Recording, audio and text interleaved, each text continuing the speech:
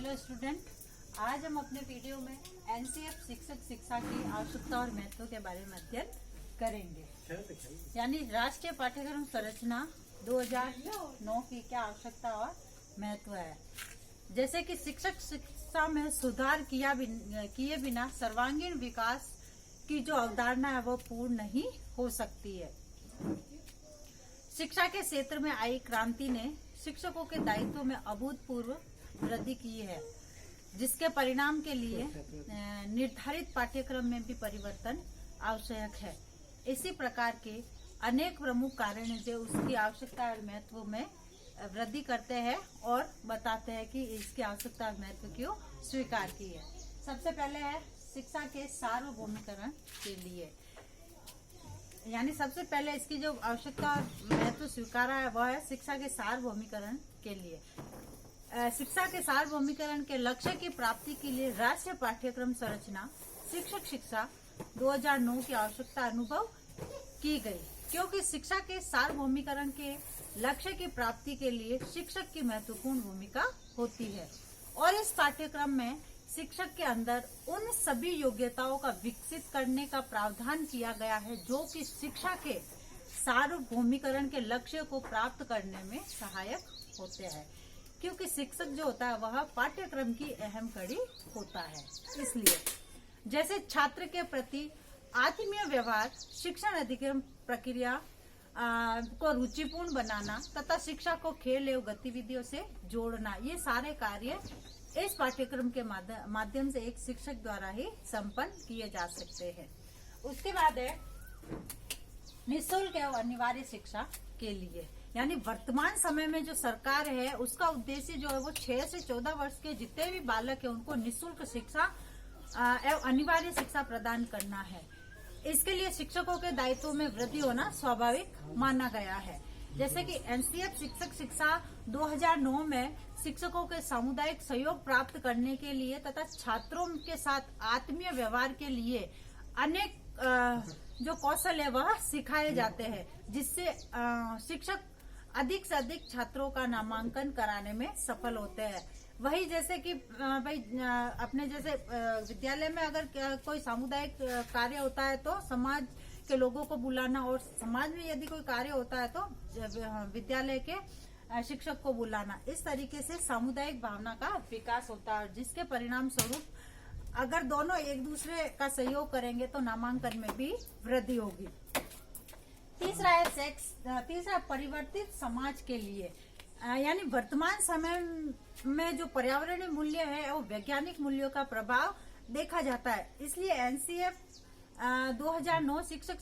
शिक्षा में परिवर्तित समाज के लिए पर्यावरणीय मूल्य है, वैज्ञानिक मूल्य है, आर्थिक मूल्य है, दार्शनिक मूल्य है, सामाजिक मूल्य और नैतिक मूल्यों से संबंधित जो पाठ्य सामग्री है उसका समावेश किया गया है, जिसमें परिवर्तित समाज में शिक्षक अपनी भूमिका प्रभावी और सार्थक रूप से निभा सकते हैं। इसलिए इनको प्रशिक्षण के दौरान कई प्रकार की ऐसी क्रियाएं सिखाई जाती है, ऐसे काम करवाए जाते हैं जिससे कि परिवर्तित समाज के लिए यह आगे बढ़ सके और सार्थक भूमिका निभा सके। अब है शैक्षिक असमानता को कम करने के लिए, यानी शैक्षिक असमानता को कम करने के लिए, जैसे अनेक बालिकाएं लिंग भेद के कारण विद्यालय तक नहीं पहुंच पाती है और कुछ बालक विद्यालय अपेक्षाओं के कारण विद्यालय छोड़ देते हैं। एनसीएफ शिक्षक शिक्षा 2009 में शिक्षक को सामुदायिक सहयोग प्राप्त करने के लिए विविध जो उपाय है वह बताए गए हैं तथा छात्रों के प्रति जो सकारात्मक व्यवहार को प्रेरणा दी गई है और सकारात्मक व्यवहार की प्रेरणा प्रदान की जाती है, जिससे शिक्षक विद्यालय में निष्पक्षता और समानता का व्यवहार करे और इससे छात्रों में विद्यालय व्यवस्था में रुचि रहेगी तथा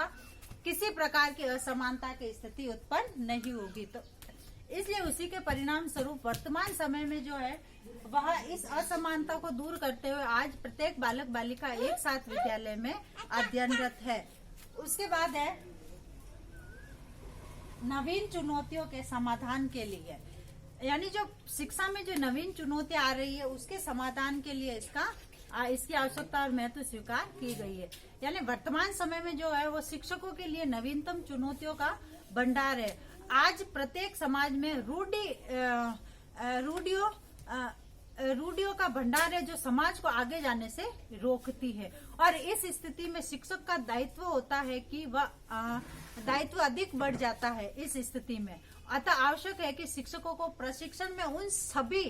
चुनौतियों का ज्ञान प्रदान किया जाए जिनका समाधान उन्हें अपने भावी जीवन में करना होता है। इसलिए इसकी आवश्यकता और महत्व स्वीकार किया गया है। फिर है शिक्षण अधिगम प्रक्रिया की प्रभावशीलता के लिए, यानी इसके लिए यह आवश्यक माना गया है कि शिक्षक और शिक्षार्थी में आत्मीय व्यवहार उत्पन्न होना चाहिए। और समाज में आज भी अनेक ऐसी विसंगतियां हैं जिनके कारण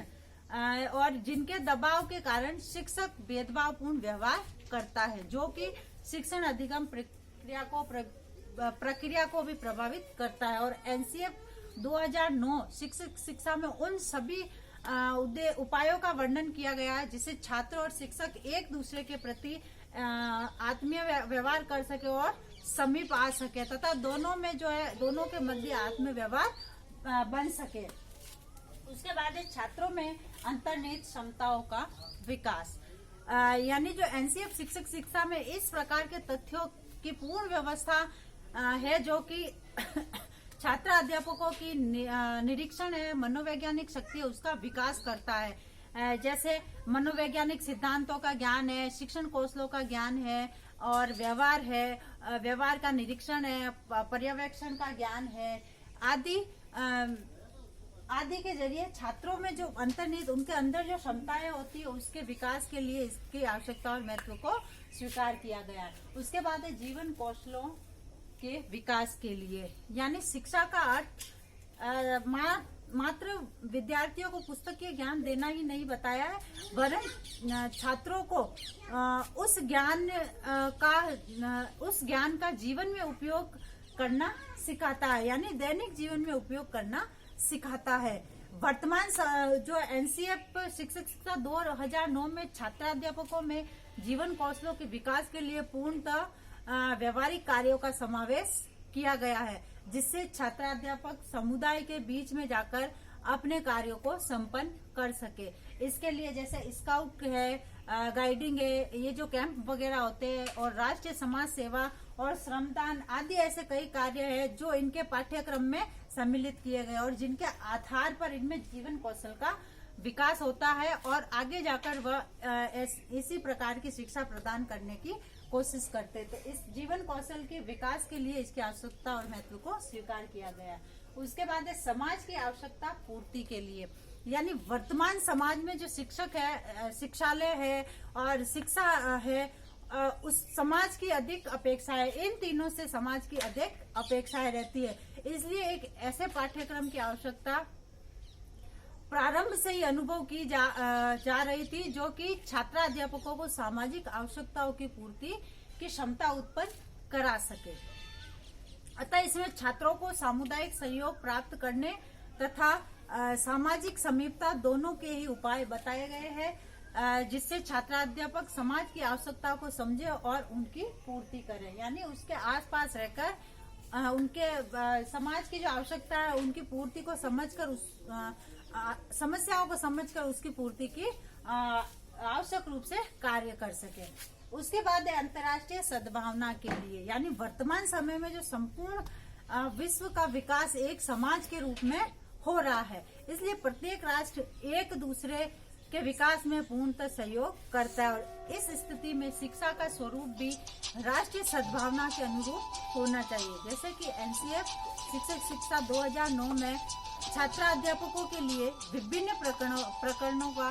समावेश किया गया है जो कि अंतर्राष्ट्रीयता को विकसित